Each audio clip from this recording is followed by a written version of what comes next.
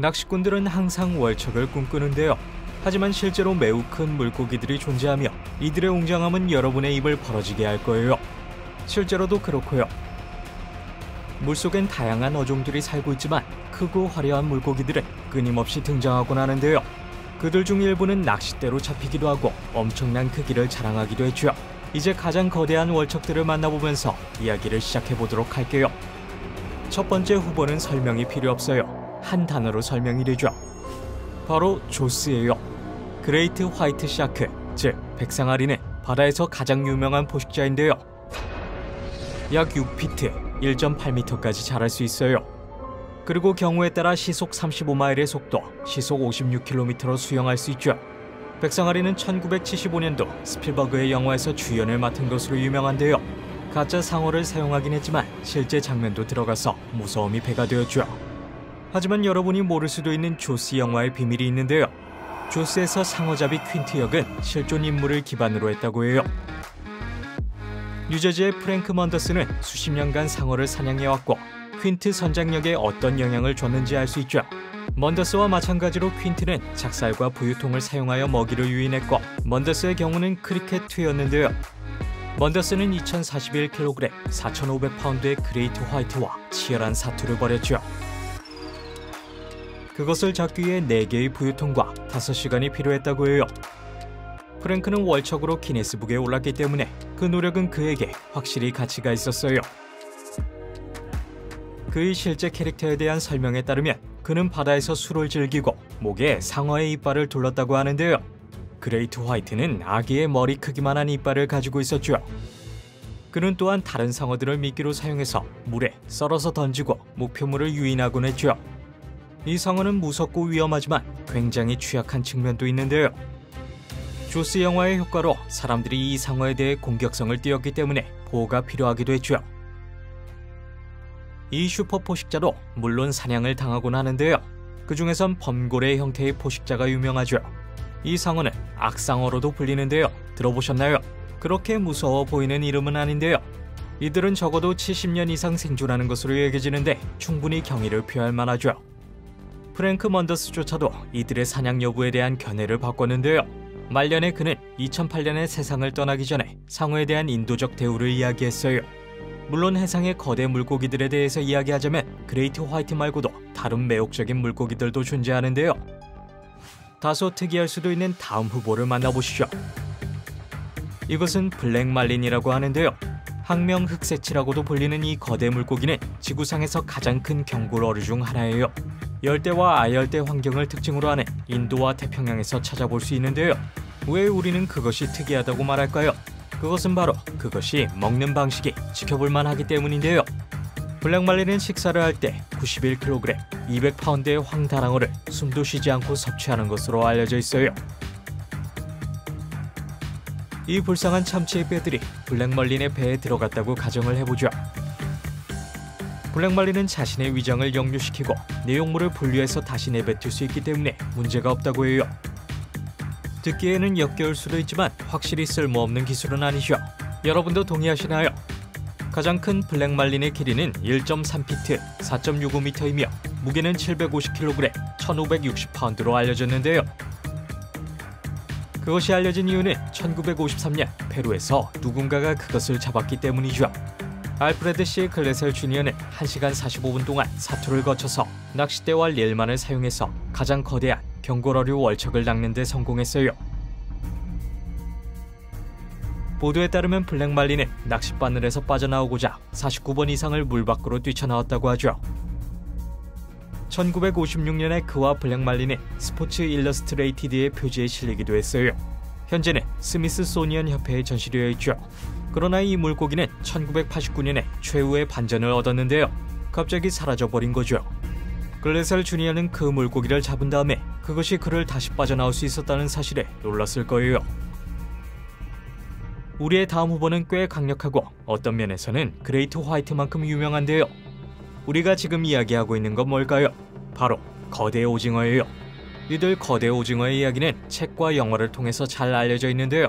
그런데 그들은 얼마나 클까요? 뉴질랜드의 한 어선은 한 번이 아니라 2번 정도 운이 좋았는데요. 존 베넷이 선장인 샌 어스파이어링은 2007년 4.5m 15피트에 495kg, 1091파운드인 오징어를 잡았는데요. 그런 다음 2014년에 무게가 350kg, 770파운드인 오징어를 잡았죠.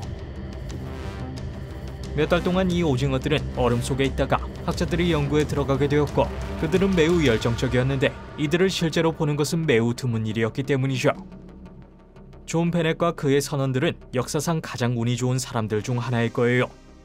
이들은 콜로살 오징어 혹은 남극 오징어라고도 불리며 기록상 가장 큰 무척추 동물인데요. 2014년에 포획된 것은 1m, 3.3피트를 초과하는 다리를 가지고 있었고 여기서 2개의 촉수가 손상된 것은 아쉬운 일이었죠. 그렇지 않았다면 더 길었을 것으로 여겨져요. 2014년에 포획된 것은 소형 버스의 크기였으며 배로 옮겨졌을 때도 완전히 죽지 않았죠. 이 오징어들은 매우 거대해 보이지만 조금 소름 돋는 이야기를 하자면 이보다도 더 거대한 오징어들이 있을 거라고 하는데요. 무려 최대 10m, 33피트에 도달할 수 있다고 해요. 우리는 이것을 어떻게 할 수 있을까요? 오징어의 주둥이가 고래의 소화기에서 발견되었기 때문이죠. 단지 주둥이만 발견되었을 뿐인데요. 따라서 이것을 통해 마치 빙산의 일각처럼 거대 오징어의 존재를 예측 가능한 거예요. 우리는 항상 고래도 그처럼 온화한 성격이라고 여기곤 했죠. 이제 다음 후보를 만나보도록 할 텐데요. 튀김을 하기에는 아주 거대한 물고기가 존재하죠. 여러분이 만약 민물에 있을 때 여러분을 당황시킬 만한 물고기예요. 거대 민물 가오리는 강력하고 독성이 있으며 다소 신비한 물고기인데요. 우로심누스 폴리레피스 혹은 히만투라 차오프라야라고 불리며 서식지는 일반적으로 진흙탕이고 동남아시아와 보르네오의 강과 강어귀에서 볼 가능성이 높은데요. 아주 쉬운 건 아니에요. 진흙탕 속에 숨어 있어서 찾기가 아주 힘들죠. 게다가 상체까지 회갈색이라서 숨기가 쉽다고 해요. 몸 아래는 약간 어두운 띠가 있는 흰색인데요. 하지만 이 거대 민물 가오리는 눈에 잘 띄지 않기 때문에 알려진 게 많이 없어요. 알려진 사실은 19세기 중반에 네덜란드 어류학자 피터 블리커에 의해 처음 발견되었다는 거예요. 이들의 길이는 1.9m, 6.2피트 이상으로 추정되죠. 무게에 관해서는 453kg, 1000파운드라는 이야기가 있으며 어마어마하게 들린다면 정말로 그렇기 때문이죠.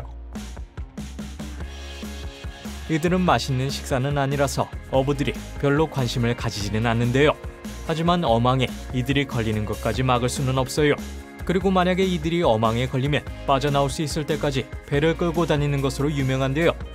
거대 민물 가오리는 누구에게도 해를 끼치려고 하지 않지만 위협을 느끼면 38cm, 15인치의 침으로 공격할 수 있어요. 이들이 공격적이지 않더라도 우연히 마주치지 않는 게 좋죠. 이들 중 가장 큰 기록은 무엇이었을까요? 363kg, 800파운드로 여겨지지만 그것도 피부가 마른 채로 약간만 남아있었다고 해요. 맞아요. 이 가오리는 얼마 전에 잡혔는데 그 크기에 대해서는 상당히 설득력 있는 추정이 가능하죠. 이것을 가지고 무게가 얼마나 나가는지를 추정하는 것은 어렵지만 이 지역에 큰 가오리가 있다는 것은 확신할 수 있어요. 또한 전문가들은 이들을 연구하고 싶어하며 이는 대형 민물 어종이 사라져가고 있기 때문인데요.